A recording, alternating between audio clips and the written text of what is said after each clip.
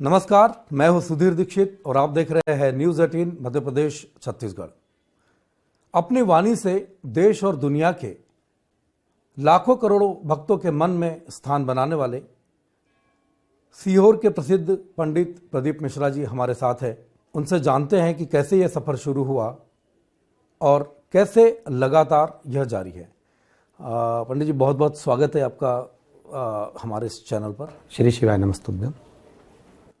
कैसे इस कथा की शुरुआत हुई थी? शिव महापुराण आपने शुरू किया है, कैसे अब तक का पूरी यात्रा रही है पंडित प्रदीप मिश्रा जी की? न्यूज़ चैनल के सभी श्रोता भाई बहनों को श्री शिवाय नमस्तुभ्यम। ये 1999 में पहली शिव महापुराण कथा के अंतर्गत श्रीमद् भागवत से इसकी शुरुआत करी है। मेरी आराध्यता वैसे गोवर्धन नाथ जी में रही है, श्रीनाथ जी में, और उन्हीं के उपासक रहे हैं। पर जब गिरिराज जी की परिक्रमा करने जाते थे तो वहाँ चकलेश्वर महादेव पड़ते हैं बीच मार्ग में। उनसे जो लगन लगी बाबा से, तो ऐसा लगता है कि स्वयं देवाधिदेव महादेव ने हाथ पकड़कर इस ओर खींच लिया, और ये निरंतर चलते चलते चलते चलते आज इतना वर्ष हो गया। कृष्ण से महादेव तक का आपने यात्रा तय की है।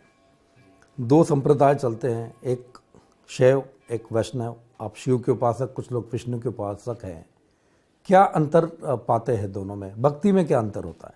वैसे देखा जाए वैष्णव संप्रदाय के अंतर्गत भी मेरे राम जी महाराज ने भी भगवान शंकर की आराधना करी है। अयोध्या से लेकर लंका के बीच में जितने भी जहाँ मेरे बाबा भगवान श्री राम जी महाराज रुके हैं, राम पथगमन में जैसे अभी बना है मध्य प्रदेश, छत्तीसगढ़, सभी क्षेत्रों से जहाँ से राम पथगमन गया है, वहाँ हम देखते हैं कि जहाँ जहाँ राम पथगमन बना है वहाँ वहाँ शिव मंदिर का स्थापना है। देवाधिदेव महादेव की स्थापना पूजन मेरे राम जी जहाँ चलते थे वहाँ रोज प्रतिदिन एक शिवलिंग की स्थापना कर कर पूजन करते थे। तो मेरे राम जी महाराज भी भगवान शंकर की आराधना करें। भगवान कृष्ण के यहाँ जब 16,108 रानियाँ हो गईं और संतान का जब सुख नहीं था, तब उन्होंने भी अपने गुरु की आज्ञा लेकर शिव की आराधना करना प्रारंभ करी। तो उनके यहाँ भी संतान प्राप्त हुई। एक एक रानी से 11-11 संतानों की उत्पत्ति हुई।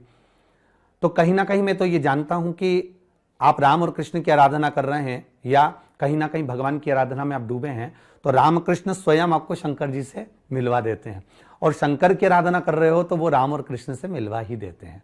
ऐसा मेरा मानना है। लंबे समय से आप कथा से जुड़े हैं, पुराण से जुड़े हैं। देश में चलन इसका बढ़ता जाता है। क्या लगता है आपको, किसी एक नए तरह की एक वेव जो है वो चल रही है? जागरण, जो धार्मिक जागरण की हम अगर बात करें, उस तरह का कोई जागरण देश में चल रहा है? हाँ, ये तो सही है कि कोरोना होने के बाद में, कोरोना में जो लोगों की प्राण गए हैं, जिनकी मृत्यु हुई है, परिवार हिल सा गया। आप हो चाहे हम हो या पूरे लोग संसार के, उन्होंने उन मौतों को देखा है। तो कहीं ना कहीं उनके मन में और मस्तिष्क में ये चीज बैठी है कि ईश्वर भी कोई तत्व है और भगवान को हमको रिझाना चाहिए या ईश्वर की ओर हमको जाना चाहिए। कोरोना के पहले का जो समय रहा था, एक अलमस्ती का समय था लोगों का, कि वो किसी को पूछ ही नहीं रहे थे। ईश्वर की ओर तो जाना ही सोच लिया था, कहाँ जा रहे हो, ढोंग में पड़े हो या प्रपंच में पड़े हो, तो लोग नहीं जाते थे। पर कोरोना के बाद में जब लोगों ने देखा अपने आस पड़ोस में, अपने मोहल्ले में, अपनी सोसाइटी में, अपनी कॉलोनी में, अपनी मल्टी में, कि मौत कैसे हो रही है, तो उसको संभालने का जो मौका मिला वो भगवान की भक्ति से मिला। क्योंकि सब घर के अंदर थे, कोई बाहर तो जा ही नहीं सकता था। तो घर में रहकर कर क्या सकते हो? भगवान का नाम ही ले सकते हो, स्मरण ही कर सकते हो। तो भगवत नाम के महत्व को लोगों ने जाना। उस महत्व को जानकर फिर लोग जो है अग्रण्य आए, और आज की स्थिति में ये है कि नवयुवक बेटे हों, बेटियां हों, या सभी लोगों के बीच में ये एक आनंद की लहर आ गई। भगवत भक्ति की, शिव भक्ति की, राम भक्ति की, कृष्ण भक्ति की एक लहर वहां जागृत हुई है। एक कथावाचक के तौर पर जब भी आप कथा करते हैं, देश में दुनिया में लाखों करोड़ों श्रद्धालु प्रशंसक है, लाखों लोगों की भीड़ जुटती है, आपको सुनते हैं, आपकी वाणी का जो माधुर्य है उसमें बहुत मोहित हो जाते हैं। कैसे ये विचार जो आते हैं, किस तरीके से आप उन विचारों को रखते हैं लोगों के सामने? पहले तो जितने श्रोता भाई बहन आते हैं, हमने तो ये जाना है शिव महापुराण के माध्यम से, जैसे एक माता पिता होते हैं और बच्चे की दशा जान जाते हैं। जब बालक छोटा सा रहता है, किसी को नहीं मालूम कि बच्चा क्यों रो रहा है, पर माँ जान जाती है या तो इसके पेट में तकलीफ है या इसको कुछ तकलीफ जरूर है। माँ उसको गोदी में ले लेती है। माँ की मनोदशा बेटे से रहती है और बेटे की मनोदशा माँ से रहती है। पिता की मनोदशा पुत्र से रहती है, पुत्र की मनोदशा पिता से रहती है। उसी तरह एक व्यास वक्ता जब व्यासपीठ पर बैठता है या कोई गुरु अपने प्रवचन के लिए बैठता है तो उसकी जो मनोदशा, जितनी जनता आती है, जितने भक्त आते हैं और भक्तों की मनोदशा उस गुरु से होती है। तो भक्त क्या चाहते हैं, भक्तों का भाव क्या कह रहा है, भक्तों का हृदय क्या कह रहा है, ये गुरु की वाणी में स्वयं परमात्मा देकर बुलवा देता है।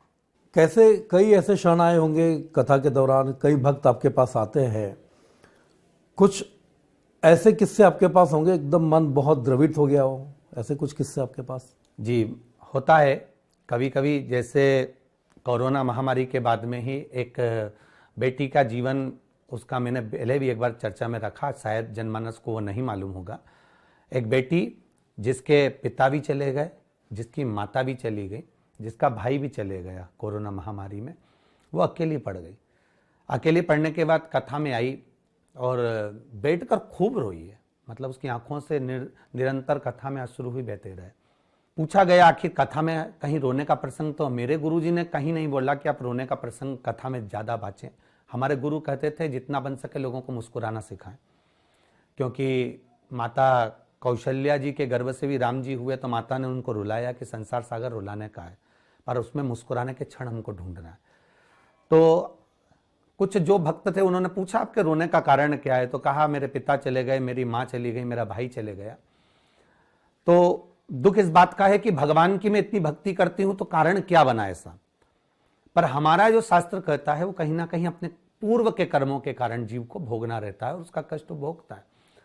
फिर उस बेटी का कहना था, पर जब से मैं शिव महापुराण की कथा या भगवान के भजन में या शिव मंदिर जाना चालू करी हूं, अब मुझे ऐसा लगता है कि परमात्मा का ही सब कुछ रचा हुआ है और परमात्मा का ही खेल है। कई बार ऐसे क्षण आते हैं मनुष्य के जीवन में कि बेहद नकारात्मकता उसके चारों तरफ से घेर लेती है। मौजूदा हालात, परिस्थितियां आप देख रहे हैं कि नकारात्मकता चारों तरफ से घिरी है। कैसे इससे पार पाया जा सकता है? आज का समय हर तरह से व्यक्ति कहीं ना कहीं डिप्रेशन में रह रहा है। थोड़ा ना थोड़ा उसको ऊपर प्रेशर है। विद्या अध्ययन करने स्कूल जा रहा है तो भी प्रेशर में बच्चा है, कॉलेज पढ़ रहा है तो भी प्रेशर में है, कमाने जा रहा है तो भी प्रेशर में है, घर में रह रहा है तो भी प्रेशर में, और कहीं अगर अन्य जगह भी जा रहा है तो उसमें कुछ ना कुछ प्रेशर है। पहले तो ये सीखे वो अपने आप में कि हम उस प्रेशर से हटे कैसे, अपने आप को खुश कैसे रखें। अगर हमें पढ़ाई करना है, जायज है, पढ़ना ही तो पड़ेगा ना, कर्म तो करना पड़ेगा, उस कर्म को खुश होकर कैसे करा जाए।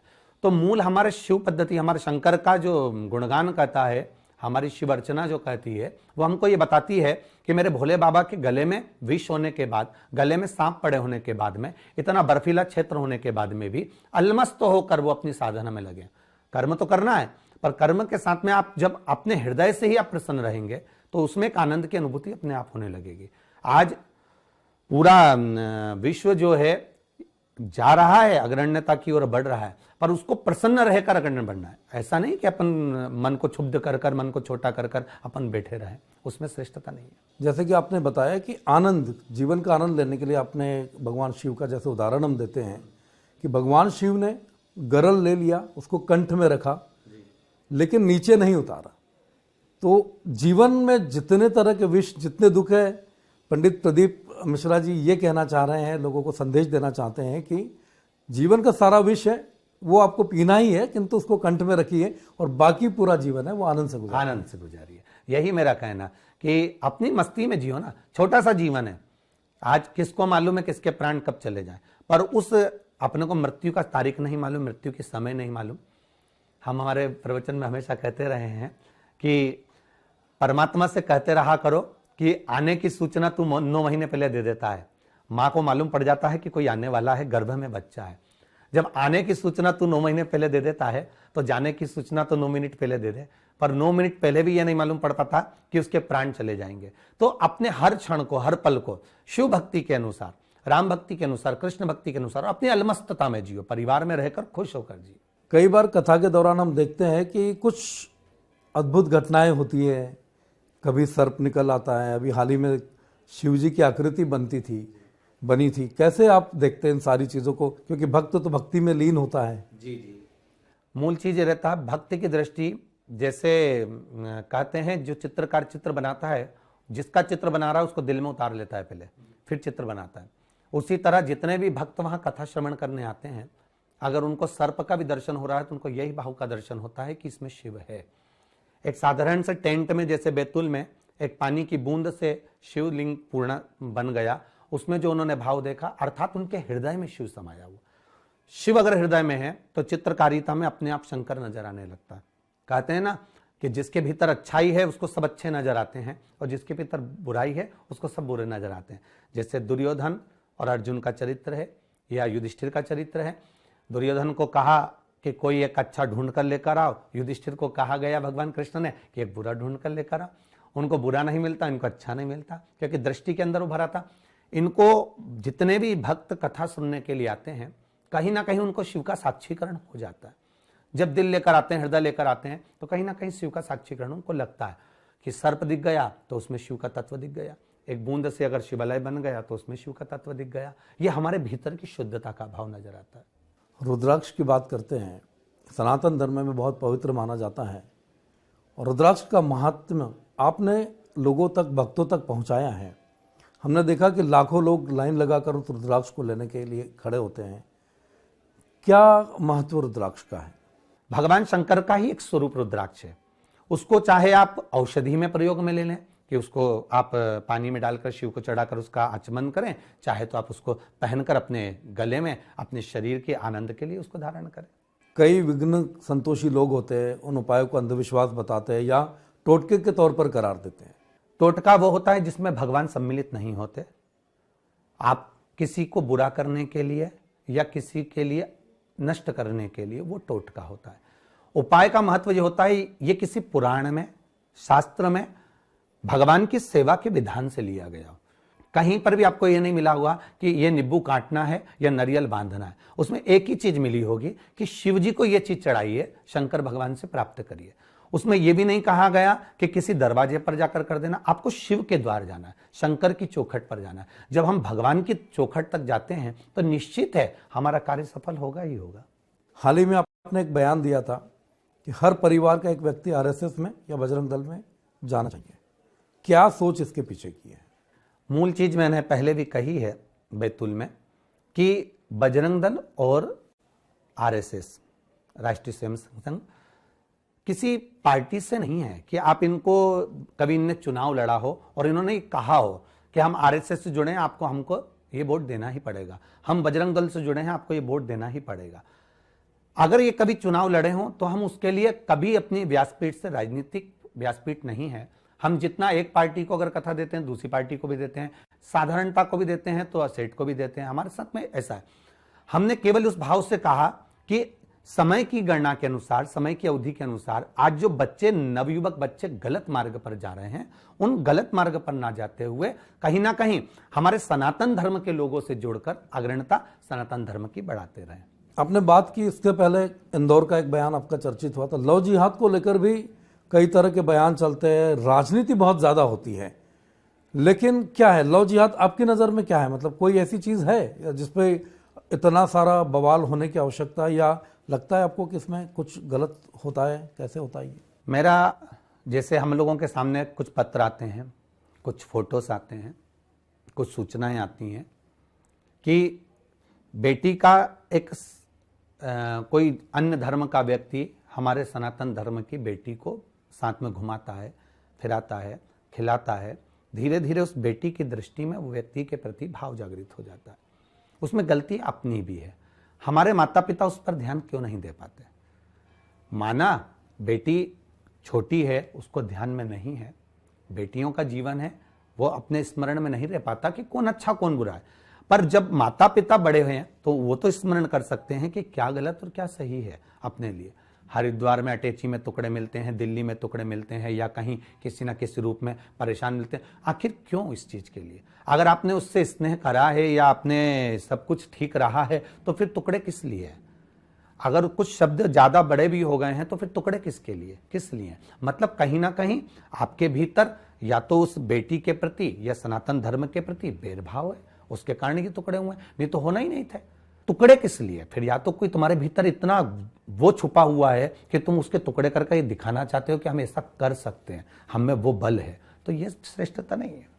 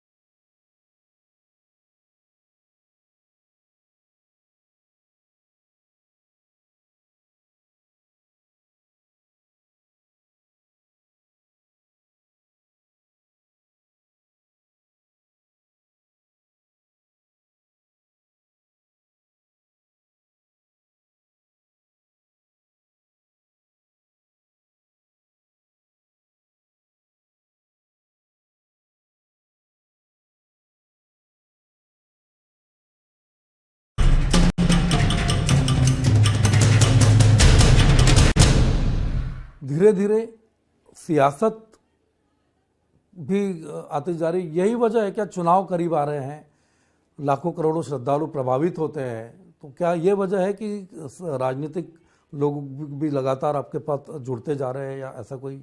ऐसा नहीं है। कथाएं जैसे, अब औरों का तो मैं नहीं कह सकता, वक्ताओं का, पर हमारे साथ में तो सभी लोग जानते ही हैं कि लगभग 2024-25 तक कथाएं बुक रही हैं। पहले से हमारे यहाँ 2 साल 3 साल की बुकिंग पहले से रहती है। तो हम उसमें ये नहीं देखे हैं कि कौन पार्टी का है या कौन व्यक्ति का है। हम ये देखते हैं कि उसने कथा लिए, व्यक्ति ने लिए, पार्टी ने कभी कथा नहीं ली। आज भी कथाएं जितनी करते हैं वो व्यक्ति लेता है, पार्टी कोई कथा नहीं लेती कि इस पार्टी ने ली है। अब उसमें अगर कोई अतिथि बनकर आता है तो उसका तो सम्मान, हमारे शिव महापुराण में तो स्वयं सती मैया, पार्वती मैया स्वयं उनकी अर्धांगिनी कथा सुनने बैठी हैं, तो पति भी उनका सम्मान कर रहा है कि आप कथा सुनने के लिए बैठे हो। तो आतिथ्य में कोई आता है तो सम्मान है। पर यह जरूर है कि धर्म में राजनीति या राजनीति में धर्म इतना ज्यादा प्रवेश ना करे जो आज के समय में लोग चाह रहे हैं, वैसा प्रवेश नहीं होना चाहिए। अभी बात की, हम धर्म की बात कर रहे थे, सियासत की बात कर रहे थे। आपने एक बार कहा था कि मोदी है तो हिंदू है, तो मध्य प्रदेश के पूर्व मुख्यमंत्री दिग्विजय सिंह ने कहा था कि ऐसा कौन सी कथा में लिखा हुआ है। तो कई बार ऐसी चीजें विचलित नहीं करती? करती हैं।